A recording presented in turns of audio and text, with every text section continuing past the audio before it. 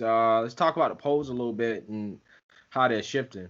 Mm-hmm. So I got the polls up here, and I mean Biden still has a pretty comfortable lead, but there are some polls where the margin is starting to spread. They actually released a lot of these on September 2nd, so a couple days ago, post the RNC and the protest and all the other crazy shit that's been going on. But an interesting one for Emerson actually had Biden up by only 2, and Ramison reports only had Biden up by 1, which is a good sign for Trump. But the rest of the polls look like they kind of have Biden up by about 7 to 8 on average, with some that's 10, 11, and some that's going as low as +4 or 5. Those are more recent ones. So yeah, Ramison had Biden up +4 on September 2nd. Let's see, is there another one from Emerson here? No, there's not another one for Emerson. So yeah, I mean USA Today had Biden up 5, so those seem to be the ones where Biden has the lowest margin. So any thoughts on that? Yeah, absolutely. I think that the biggest things to talk about, the biggest talking points when it comes to why we see, this shift in the polls is what's been going on in the country. And also just I want to make note of this, first of all, that a lot of Trump supporters don't even bother filling out the polls because they don't want to be outed. That's something As I Trump think support- that that's you something got to I remember think the that a silent lot of majority. yeah, that's something I think that a lot of people don't think about when it comes to these polls. It's like we live in a time period where if you identify as like I wouldn't trust identifying as a Trump supporter over the phone to no random person, right? That calls me and is like, hey, are you voting for Trump? You Like, have no idea where that's going to lead to. yeah, you have no idea what it's going to lead to. And you know what I'm saying? Like, in this day and time, you're identified as a Trump supporter or really even a conservative in a lot of cases. You Yeah, can lose your job and your livelihood. So, I exactly. mean, I just don't know how much you can really trust these polls at this point. I mean, like I said, a la 2016, where, Hillary was like an 80-90% chance to win going into the election night. Like, it's, I don't know how Yeah. much you can trust these things. I'll be honest with you. I think that if Biden is up in the polls leading up to the election by like single digits, let's say like the mid to lower single digits, anywhere between like 3 to 7%, I think Trump is going to win by a significant margin because a lot of people who don't even fill out the polls are going to obviously show up to vote on election day. Who do they And actually poll though? Like I've never been called exactly, for a poll. exactly. Like I don't know if they call. I don't know if it's something you fill out on the internet like once a week. I don't really know how they go about that. That's actually a good question. I don't know. And like I'll be honest, like whenever I get like like a form or like an ad that you click and it leads you to a Trump poll, I never fill it out because I'm just like I'm not yeah, saying you can't on even trust some YouTube that random internet survey yeah, where it's like Leo said it. He's a Trump supporter. Let me call order, his boss and let him know he's a yeah, bigot and a yeah. racist. That's how they think, man. Exactly. Yeah, it's like Stalinist Russia. It's like the Soviet Union. Dude, It's it's it's nuts, it's man. insane. Yeah. So I think even if Biden goes into the day before on November 2nd, and the polls still show him up by like that amount, I think Trump will still win by a significant margin. And I think if they end up being dead equal on the polls, I think Trump will win by a landslide. But Yeah. what I really want to get into is why this is happening. So it's interesting now how we've seen lawlessness on the streets, obviously going on in Kenosha, and then with that that completely senseless murder on the streets of Portland this past Saturday night. We see this happening currently, and I think that the fact that the Democrats never really acknowledged it, especially like not even at the DNC, not according to what I've heard from multiple sources, not once did they acknowledge this violence. And they say, oh, it's peaceful protest. That one CNN headline with the fiery but mostly peaceful. Like it's mostly peaceful, but I got a blazing fire in the And they say that background. CNN is supposedly supposed to be trustworthy, factual news and information in compared to Fox News. I call CNN, excuse me, I call CNN FNN, fake news network. Um, but yeah, and I mean, the whole distrust in media is a crisis in and of itself. But Yeah, just these lawlessness on just this lawlessness on these streets in American cities is just really getting to people because people are starting to, fear for their lives. I was listening to this interview last night about how a guy said like in Kenosha, a lot of like just regular run of the mill families, mommy and the kids go in the basement and daddy stays upstairs with a hunting rifle because they're scared that they're gonna get ransacked. It's just really unfortunate. And in certain areas of the country, people actually are fearing for their lives because they just don't know. I mean, it's so volatile. Imagine any day, anything could come out that a cop shoots, doesn't even have to kill him. It's every Just day now. shoots. It's literally Yeah, every day now. Like yeah, literally every day. yeah. Like every week at the very minimum, there's at least one or two, and they're all been recorded. They're all been recorded now. Like now they just had the guy in DC that got shot, and then the guy Yeah. in New York that was In basically Rochester or yeah, something. having a panic attack, um and ended up suffocating to death essentially. Um and it's just crazy to me how this stuff just it keeps coming out, and it's like, okay, well, this is never going to end if every single week there's two or three of these that's coming out and people don't really know what they're looking at. They don't know what they're looking at, right? Like that one in Rochester, to me, it's like people talking about, well, he needed to have mental health and blah blah blah. He should be recovering some mental health. This dude was in the hospital before all this.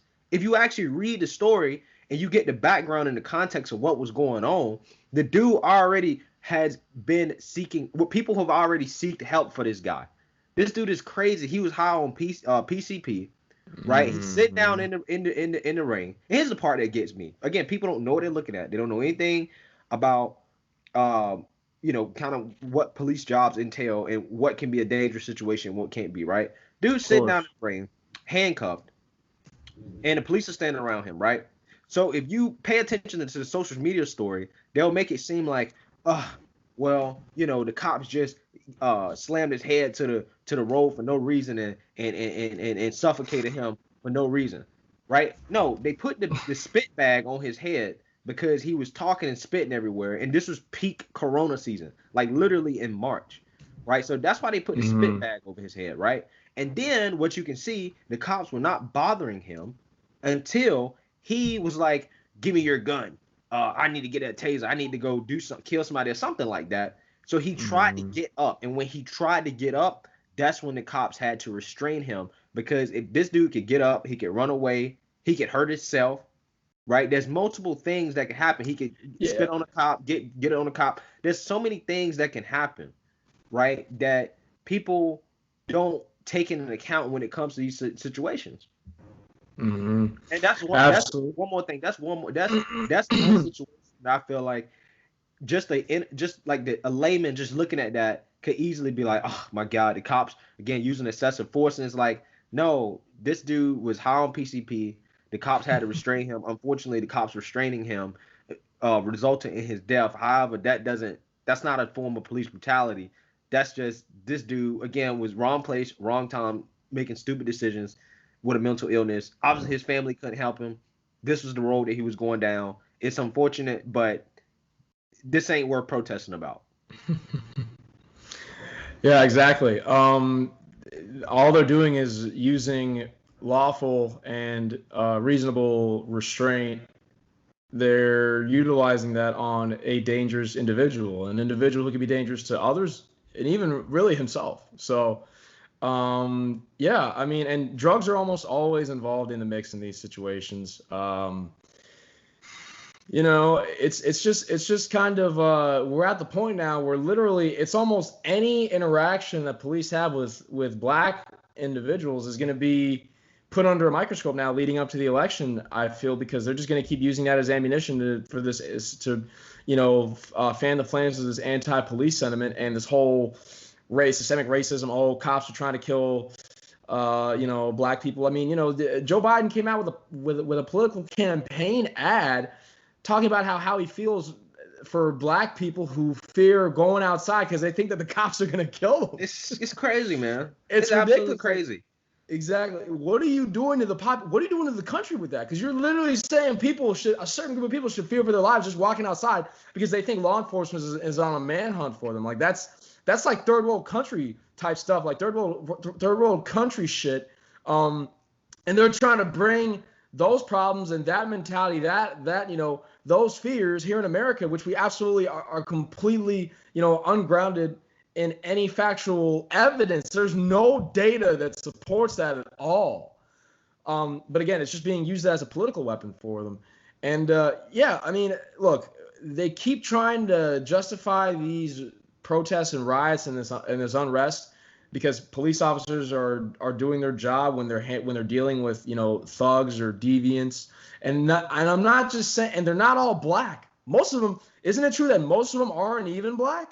No, no. Most people killed by the police are white people. But they never tell you that story. They never tell you that. And then there's some Hispanics too, a decent amount of Hispanics, and then blacks too, and then I guess other races. But I mean, there's a reason why those other races don't make up a big portion of that, because mostly, the biggest demographics here, I believe, are whites, blacks, and Latinos. So that just makes sense from a law of large numbers, or just from a pure probabilistic standpoint. Alexa, volume 1. I just heard her get a notification. That bitch I don't want. yeah. But so the most interesting about all this is, have you seen Biden's switcheroo all of a sudden? Like, oh, yes, this violence is awful. You can't be looting. You can't riot. That's not protesting. That's wrong. But it's all Trump's fault. Have you seen this? They love it, bro. I've made so many videos about this the last week. It's blatant, man. It's just blatant at this point. It's like, dude, Kamala Harris tweeted out a link to support the Freedom Fund in Minnesota. The bailout protest. A fund to bail out rioters, essentially. Yeah, exactly. And the thing is that you cannot tell me, how is that not directly supporting these protests? You're literally telling people, listen, if you go to jail, the Democrats will pay to get you out. That's essentially what you're saying, right? And the thing is that, to me, it's like, you're only saying this because it's hurting you now. Because before, you were using it against Trump, and it was working. It was working. I mean, that along with Corona, Trump's poll numbers back in like June, July. I mean, this dude was like 15 points behind in some polls, bro. He was getting eviscerated in the tank. Yeah. He was getting eviscerated. As soon as they started to shift, as soon as people started to wake up and be like, wait, these protests are not good for our communities. These protests are not good for business. Why are the Democrats not saying shit? Yeah, and why are they not saying anything? Why are they not trying to rein in control? Because, again, I don't think it's a strong argument when Biden says this is Trump's America. No, Trump's been trying to bring in the National Guard. Yeah, and he's been giving you guys the opportunity to clean it up, and you don't want to do it. You don't want to do it. You don't want to do it because you can turn around and blame it on Trump. It's a political game, and it's like, anybody that's paying attention to what's actually going on can see that. And this is the type of stuff that the Democrats do that I think really turns a lot of people off. And that's why you have a lot of people that are low-key conservative Trump supporters, because they see this type of buffoonery and they're just not about it. Absolutely, yeah. I mean, actions always speak louder than words. I mean, they can speak all they want on how this is Trump's fault, all Trump's racist. But again, actions speak louder than words. You guys did not bring this up once during the DNC. You've always been touting them as just peaceful protests, while communities have been getting decimated by vandals and just people out here causing chaos with no business doing so.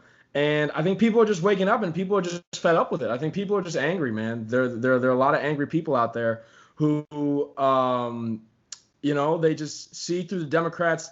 They see through their lies, like they see through their like conniving, their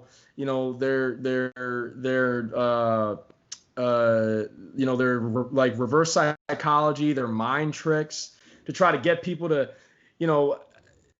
believe that everything that they're promoting and that they're supporting and that they're, funding also to try to cause chaos and say, oh, there's something wrong with this country. We need to we need to change, the governance in the state. They try to do all this and then they blame it on the opposition. I mean, that's very diabolical. I mean, that's just pure evil. I mean, I don't understand how people can't wake up to that. Yeah, well, I mean, they are, but even more so. I mean, I think it's going to be saw the service. Sorry, just real quick. The Democrats' poll numbers should be. I mean, Biden's poll numbers should be in the single digits by now, but. Well, they're not because of the factors that we talked about before, right? Well, in terms of people being afraid to come out and say that they support Trump or they're Republican or whatever because they're scared they're going to lose their job, their livelihoods, and they're going to be canceled. But my question is, I think what's the interesting thought process is, if Biden is elected, are they going to rein in these protests? Because at that point, they wouldn't have a choice. Because now, if Biden is elected and all of a sudden they send in the National Guard, they reining in this protest, I think conservatives are gonna go nuts. Conservatives are gonna go nuts. If I'm like I said, I'm gonna go nuts because all of a sudden now you guys are starting to shift the rhetoric, which tells me that again you use these protests as a political game. Which now it's like, okay, are you behind the protests? Are you funding these protests? Are you funding? Well, we know for a fact that y'all bailing people out, but are you actually for funding and propelling these protests? Because again, while all these videos coming out every single week now, there's always something new every single week. I mean, about police brutality. I mean, about some police brutality. Black dudes, yeah. It's always some video coming out every single week. So when you get in office, what are you going to do? What are you going to do? Because if the videos continue to come out, one, that's a good question. Will the videos continue to come out? If all of a sudden the videos stop coming out, and then all of a sudden, they're bringing in all of a sudden police brutality is a non-issue. It just goes away. If all of a sudden they start bringing in the National Guard, they start cleaning stuff up, and all of a sudden police brutality becomes, an afterthought, I got some questions. Yeah. You know what I'm saying? I got some questions about what has been going on for the past 5 to 6 months. Exactly. You get what I'm saying?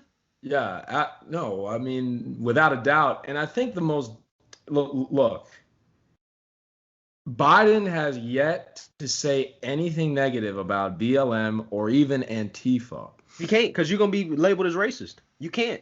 Well, that's his core base is these socialists and these anarchists. That's another reason why Kamala's on the ticket. That's another reason why they're using why he said that he's gonna elect a woman one.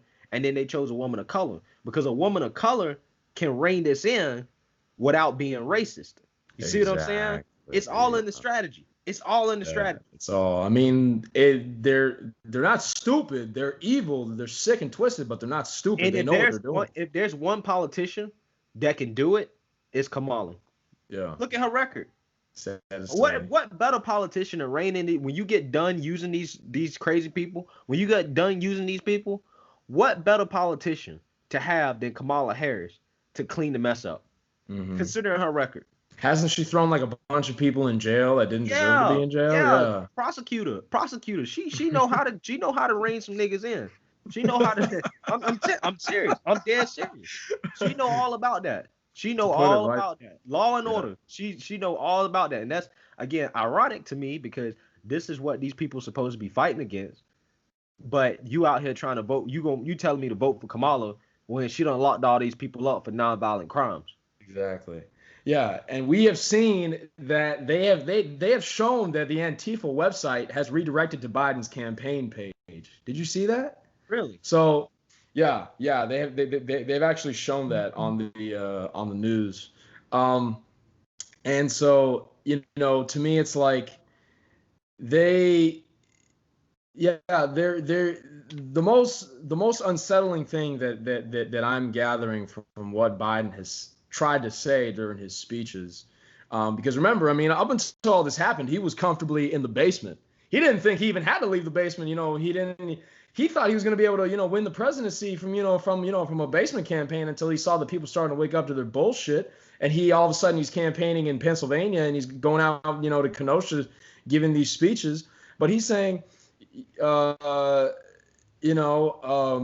do you people really think this violence is going to stop if Trump is elected? Now, think about what he just said when really saying when he says that. Yeah, that's a great point. Think about what he's actually saying. That's a great point, actually. Do you people actually think this violence is going to stop? Which means he's implying that if Trump gets elected, they're going to make the shit. They're going to put the pedal to the metal on this. This country, headed to civil war. This country's no. Hey, I'm just saying. You can't do this early. I know. But I'm just saying. 2 months. I was waiting to bring up civil war until like the middle of October. I'm just saying, bro. That's the first thing I think about when you say something like that. Yeah, when they started saying, hey, you think this is gonna be over under Trump run country? You think we really gonna stop? You think we really gonna stop? Again, I'm not gonna say I don't know who's funding it. I ain't gonna say all that. I said in one of my videos. I ain't gonna say all that. I got some ideas. As do I. But I guarantee you, it's a Democrat.